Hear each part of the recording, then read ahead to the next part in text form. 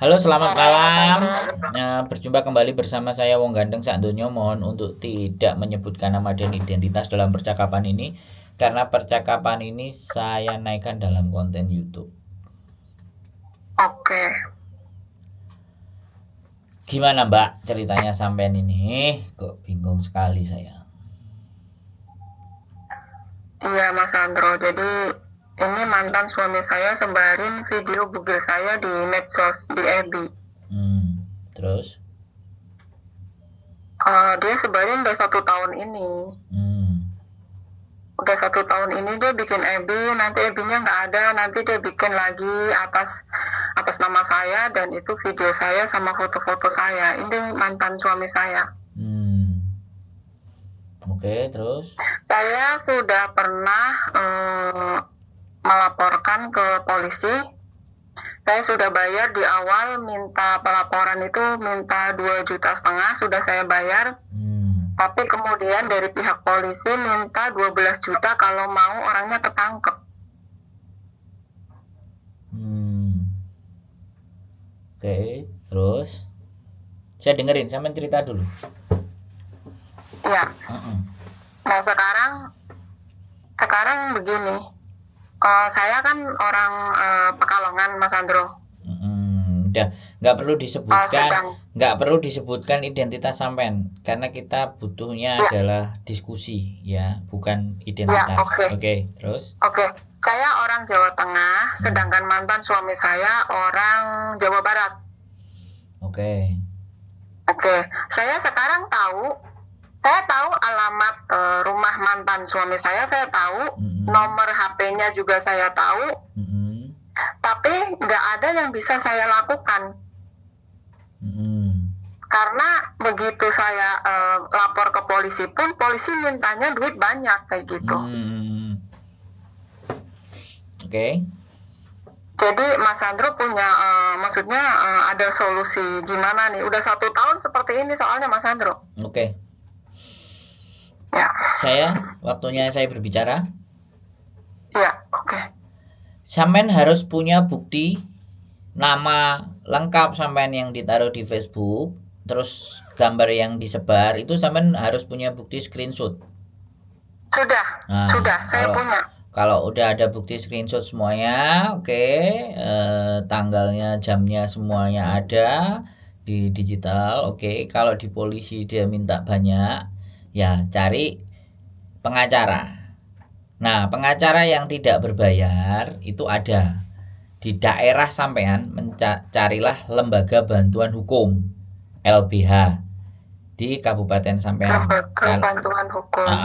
Karena ada selalu ada LBH. Nah, LBH nanti itu ada yang membantu kasus sampean tanpa berbayar. Nah, jadi pengacara itu kalau mau praktek atau setiap pengacara itu harus ada membela seseorang tanpa harus dibayar, namanya pro bono. Halo? Pro bono itu siapa, Mas Andro? Pro bono itu istilah ketika pengacara membantu klien tanpa pungutan biaya. Itu sebutannya. Tapi ada nama lembaganya ya, Mas Andro ya? Nama lembaganya LBH ya? Iya, itu tuh di mana-mana ada. LBH itu di setiap kabupaten itu ada, Mbak Bisa dipahami? Pelan-pelan dengerin saya ngomong. Pelan-pelan dengerin saya ngomong. Jadi kalau mau yang tidak berbayar itu sampean mencari lembaga bantuan hukum LBH. Lah LBH itu isinya adalah pengacara-pengacara. Nah, sampean tinggal datang, sampaikan keluhan sampean. Terus pelaporan ke polisi, kan surat laporannya pernah ada kan? Iya, tapi adik saya yang laporin, bukan saya. Ya, it's okay. Siapapun, apapun pokoknya, surat pelaporan itu ada kan? Adik saya nggak pegang, katanya nggak dibikinin. Tapi duit udah masuk. Nah, itu persoalannya. Harus ada. Kalau kita lapor namanya BAP, berita acara pelaporan itu harus ada. Sampai datang tanggal siapa, sampai atas namanya siapa, melaporkan siapa, kasusnya apa, bagaimana, itu harus ada. Kalau sampean mau gitu loh. Nah, dari nomor pelaporan itu kan juga bisa kita, kan sekarang juga ada namanya polisi presisi, ya kan?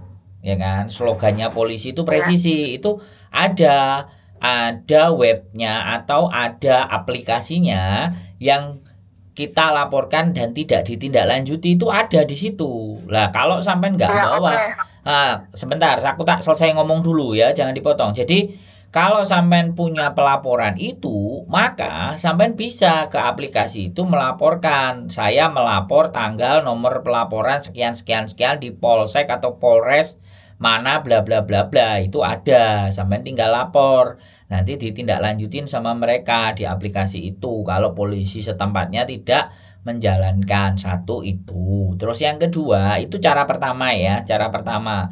Cara yang kedua, sampean boleh ke LBH. Sekali lagi, bukti pelaporan itu yang menjadi landasan para pengacara-pengacara itu untuk membantu sampean. Ya, tapi kalau sudah memang nggak ada, ya sudah, lupakan yang sudah nggak ada. Ya namanya dimintain duit itu pasti nggak pernah akan ada kwitansi, ya namanya lembaga ya. Ya aku nggak perlu sebutin, tapi minimalnya kan kita bawa surat pelaporan gitu loh Mbak. Kalau sampean sudah nggak bawa, ya itu berarti nggak tahu aku pas waktu lapor itu bagaimana dan seperti apa, aku nggak ngerti. Tapi intinya di sana. Oke, datang ke LBH, ya sudah lapor, tidak punya surat pelaporan dan tidak ditindaklanjuti, ibaratnya kan kayak gitu. Terus saya datang lagi mau ditangkap, membutuhkan biaya sekian. Nah, oke, ya kan seperti itu tuh. Itu sampai tinggal laporkan ke pengacara. Nah, biar pengacara nanti menulis surat berita acaranya sendiri bahwa sampean telah dirugikan. Jadi dengan oleh pihak ya mantan suami namanya bla bla bla bla bla bla bla bla, baru itu dilaporkan ke kantor polisi bersama pengacara, kan kayak gitu tuh ya. Nah, terus Mas Andro, kalau misalkan saya mau melaporkan, berarti saya melaporkannya di daerah saya atau di daerah si mantan saya ini? Daerah sampean ya nggak apa-apa. Yang penting sampean kan punya data KTP, alamat rumah, nama lengkap, nggak ada masalah. Nanti akan dikirimin surat. Mantan saya bagaimana? Terserah sampean, Mbak, ya. Sampean karena posisi saya lebih dekat ke mantan, posisi sekarang saya gitu. Oke. Lebih dekat. Oke, wes. Ganti saya ngomong ya. Ya, gantian saya ngomong. Oke. Sampean mau melaporkan di mana aja terserah sampean. Tapi yang paling terpenting kan kalau sampean nggak mau berbayar, sampean cari LBH, Lembaga Bantuan Hukum. Oke. Dan sampean bertanya ke mereka, adakah Kak program pro bono Pak? Gitu, mohon izin. Sampean ngomong dulu yang baik-baik, mohon izin gitu. Atau saya melaporkan kasusnya begini-begini, ini seperti ini ya, saya bawa bukti. Tapi kira-kira Pak, ini biayanya berapa atau bagaimana? Indonesia kan pasti kayak gitu toh Mbak. Iya. Terus sampai nanti sebut, ada yang pakai sistem pro bono nggak Pak? Nah, pro bono itu istilah gitu loh. Istilah bahwa pengacara itu membantu klien tanpa dipungut biaya, itu istilahnya pro bono. Sampai ingat-ingat, oke? Iya. Nah, itu namanya, ada nggak Pak yang pakai sistem pro bono? Pengacaranya udah pasti ngerti itu. Oh, Mbaknya nggak kuat bayar gini. Nanti kan ngomong begini, nggak pakai bayar, nanti kan dia pasti ngerti itu. Terus nggak tahu nanti pengacaranya dikasih A, B, C, apa D, terserah. Karena di LBH itu nggak mungkin cuma satu, biasanya ada 3, 4, atau 5 yang anak-anak habis lulus S1 hukum atau mungkin yang masih magang, tapi pasti ada itu. Nggak usah khawatir. Nah, wis sudah tahu harus bagaimana dan seperti apa. Terus ini yang ketiga tak ceritain. Itu tadi kan satu kalau polisi. Terus yang kedua ya kan pengacara, ya kan LBH. 1, 2. Kalau pengacara yang berbayar pasti mau itu. Wis nggak usah dibahas. Sampean pasti ngerti sendiri, tinggal cari aja pengacara yang benar. Nah, yang terakhir. Terus kalau untuk Mas Andro, kalau untuk pengacara berbayar paling nggak seberapa? Saya perlu biaya berapa ya? Ya jangan tanya sama saya dong, sampean tanya pengacaranya. Kalau sampean mau pakai pengacara saya, tak kasih nomornya. Halo. Iya loh. Nah, kalau sampean mau tanya pengacara saya punya 2 soalnya. Sampean tak kasih nomornya, sampean telepon sendiri, sampean nego sendiri.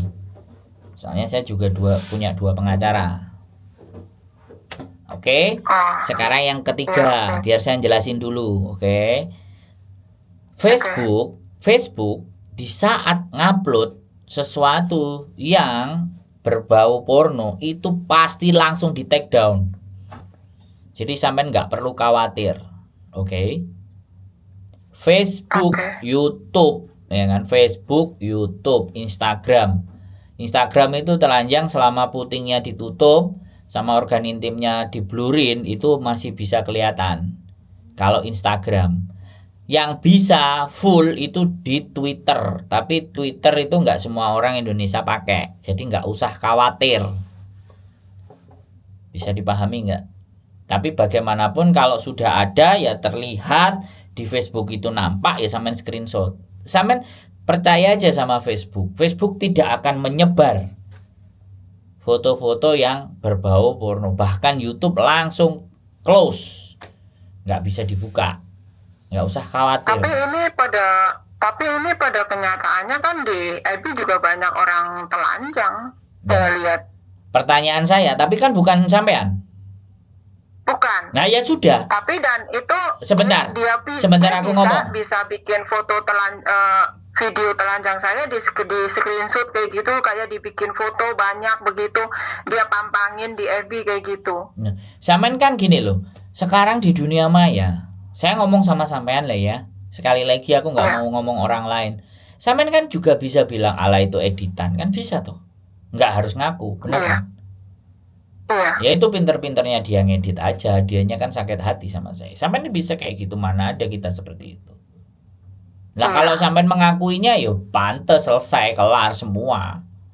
Dan gak usah takut. Kejahatan-kejahatan motif yang seperti itu tidak perlu ditakuti dan sampean gak perlu malu. Ya, gak perlu malu. Sekarang zamannya orang telanjang kan siapa yang gak bisa ngelihat?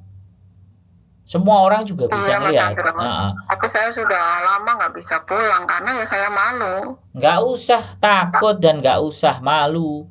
Wong namanya editan, kamu percaya aku apa percaya editan? Wong namanya editan, orang namanya nggak suka itu kan ya pasti. Bilang aja kan begitu. Sampean tatakin aja lah. Sekarang masalahnya di hatinya sampean kok. Mau ke polisi, mau ke LBH, mau kemanapun. Kalau sampean aja aman-aman saja dan tenang-tenang saja juga nggak menjadi sebuah persoalan. Sampennya itu yang takut dengan diri sampean sendiri. Lah kalau sampean takut, sampean kebingungan, sampean gopoh, sampean panik, ya mantannya sampean ketawa-ketawa memang tujuannya itu. Iya. Dia itu nggak akan. Dia kayak gitu. Nah dia itu nggak. Dia mau menghancurkan saya. Nah nggak bisa. Menghancurkan cara-cara dengan cara-cara kayak gitu itu kelas teri, Mbak. Itu kelas paling cemen. Ya, itu kelas untuk kejahatan itu kelas paling belgedes gitu loh. Kejahatan sekarang itu tahu-tahu rekeningnya sampean 1 juta, rekeningnya sampean 2 miliar, 3 miliar hilang. Itu kejahatan keren. Kejahatan keren lagi ya, kayak yang teman-teman di Hong Kong ini, ya kan, yang menurut saya kejahatan tak pikirnya keren. Pinjem duit, datanya orang. Nah, itu paling keren itu. Nah, tapi kali lagi ya, karma tidak semanis buah kurma. Pasti akan ada azabnya. Itu kejahatan, Mbak. Iya, kalau Mas Andro, saya udah sabar ya. Saya sudah sabar. Ya udahlah, nanti udah viral juga udah gitu kan. Ternyata dia terus-terusan 1 tahun ini loh Mas Andro, saya diam aja kan. Saya nggak berani pulang, saya malu gitu. Tapi masih terus sebar terus gitu. Ya nggak apa-apa, biar dia capek. Nanti lama-lama kan juga capek. Ngupload tiap hari emang nggak capek? Saya aja yang kerja ngupload tiap hari ya juga capek. Padahal yang tak sebarkan informasi penting, yang nonton juga banyak aja juga bisa capek gitu loh. Apalagi barang-barang nggak ada gunanya. Ya lama-lama kan capek sendiri. Ya sekarang tinggal sampai Mas Andro. Sekarang tinggal sampai gitu aja. Nek saya kan sampai kerja ya. Saya juga kerja gitu. Saya ibu rumah tangga tapi kerja juga. Jadi kan saya sibuk sebenarnya kerja terus. Tapi dia mantan saya nih. Gara-gara saya nggak mau balikan lagi sama dia bilang, soalnya saya kan hancurin kamu kalau kamu nggak mau balikan sama saya gitu. Bangsat banget tuh orang. Ya enggak lah. Ya sok aja, namanya kamu kurang kerjaan, sok aja sok atuh mau ngancurin kayak gimana sok. Buktinya saya masih hidup. Iya sih, udah 1 tahun. Lah iya. Katanya Mas Ando mau santet lah, mau apa, pokoknya keluarga kamu saya santet semua gitu. Dia bilang begitu. Mbak, saya kasih tahu. Kalau orang yang benar-benar itu nggak banyak bicara. Kalau mau santet tiba-tiba ada yang meninggal gitu aja. Kalau mau ngomong kayak gitu itu udah tong kosong nyaring bunyinya, udah selesai. Nggak usah ditakutin ya kayak gitu. Yang ditakuti itu manusia itu diem-diem, tahu-tahu tetangga, tahu-tahu saudara kita meninggal, tahu-tahu kakak kita meninggal, tahu-tahu anak kita meninggal. Nah itu yang ditakuti itu yang kayak gitu. Kalau dia berkoar-koar mau sampai kapan aja dia nggak ada. Emang ke dukun nggak pakai duit, ya kan? Ini Mas Andro nggak mau nelpon orangnya nih ngasih tahu gitu. Kamu kalau kayak gitu diancam gitu. Kamu kalau kayak gitu nanti mau dipenjarain lo gitu. Mbak nggak ada gunanya sampai melibatkan saya untuk ke situ. Itu ndak penting. Saya ngomong sama manusia yang seperti itu tuh ndak penting. Yang paling penting saya ngomong sama sampean ya. Apapun yang mereka lakukan selama sampean itu nggak nyalai apa yang ada semestinya aturan hidup di dunia ini, nggak usah takut. Cuman nyebarin, cuman nyantet, cuman apa kayak gitu. Kalau sampean punya kekuatan iman yang tinggi ya mendal, Mbak. Mana ada cerita. Gitu. Sekarang itu orang kena santet, ya kan, orang kena kayak gitu itu karena dia juga keliru gitu, dia juga salah, ada hal di dalam dirinya yang nggak bersih juga makanya kena. Saya aja Mbak, saya itu pingin ya ngomong sama demit, setan, hantu, blau, sundel bolong. Setiap saya diketemuin sebentar aja mereka sudah pergi, gimana mau diajak omong gitu loh, ngerti nggak? Barang-barang kayak gitu itu makanya saya harus ilmunya lebih tinggi supaya bisa melihat mereka. Jadi mereka nggak bisa lari dan kabur dari saya karena ilmu saya masih rendah. Jadi tak deketin dia pergi. Kalau ilmu saya tinggi, ayo tak cekel kamu. Baru itu tinggi ilmu saya. Jadi harus puasa, harus tirakat, harus berdiam diri, harus nahan nafsu semuanya. Baru saya bisa ketemu sama mereka-mereka yang nggak kelihatan sama mata gitu. Oke, Mas Andro, nanti saya kasih itunya yang pengacara Mas Andro aja. Dulu coba nanti saya tanya-tanya kalau misalkan kok saya bisa, saya ada ya. Nanti saya usahain yang itulah. Ya, atur aja lah intinya. Buat saya ngelabui orang gila itu kitanya yang jadi gila. Oke. Iya sih, makanya sampean harus tetap waras, jangan sampai gila, tetap kerja. Kebutuhan anak-anak dicukupi, keluarga semuanya baik-baik. Capek. Kerjaan kayak gitu loh capek. Pusing lama-lama dia yang stres. Ngirim-ngirim santet balik lagi kepalanya benjol nanti. Sudah. Terima kasih Mas Andro udah kasih arahan, sharingnya. Ya maaf mengganggu. Nggak apa-apa, duitnya nggak usah dihambur-hamburin buat kayak gitu. Kita buat ngopi makan sate kan enak. Oke? Iya. Susah amat ya. Ya semangat ya, berdoa ibadah yang rajin. Ya, biar selesai semuanya. Mas Andro, terima kasih Mas Andro. Ya, sehat selalu. Waalaikumsalam warahmatullahi wabarakatuh. Oke teman-teman semuanya, nggak perlu panik, nggak perlu bingung, nggak perlu galau. Kalau cuma nyebarin foto porno itu udah modus paling kepret lah. Rendah banget cara yang kayak gitu. Yang cara keren itu ya, tahu-tahu rekeningnya hilang, ya kan, duitnya hilang, nggak tahu kemana, itu tuh baru keren, ya kan, tahu-tahu polisi datang, apa ini, Ada apa Pak, saya ditangkap. Nah, tahu-tahu itu, wah berarti dia ngeluarin duit lebih banyak. Karena kita bisa ditangkap. Ya, jadi sekali lagi ya, tidak ada sesuatu di dunia ini yang bisa menakut-nakuti diri kita kecuali diri kita memang penakut. Jadi gitu. Karena kalau namanya penakut itu biasa gitu loh. Ya, nggak perlu ada yang ditakutin teman-teman ya. Tetap semangat, tetap sehat, jaga kewarasan ya. Kalau kalian terasa sakit dengan rasa warasnya, sekalian aja tidak waras biar tetap kalian sehat. Kalau kalian lihat orang-orang yang nggak waras di jalan-jalan itu kan nggak sakit-sakit, masih tahes, panas hujan nggak pakai baju dan nggak ada rasa malu, nggak pakai celana kan juga ada. Toh mereka juga hidup, tapi kan kita bukan kayak mereka. Oke, jaga selalu kesehatan, kewarasan, kestabilan otak, pikiran, dan ibadah. Karena itu kuncinya hidup lebih bahagia. Keep stay tune my YouTube channel and see you next video. Bye bye.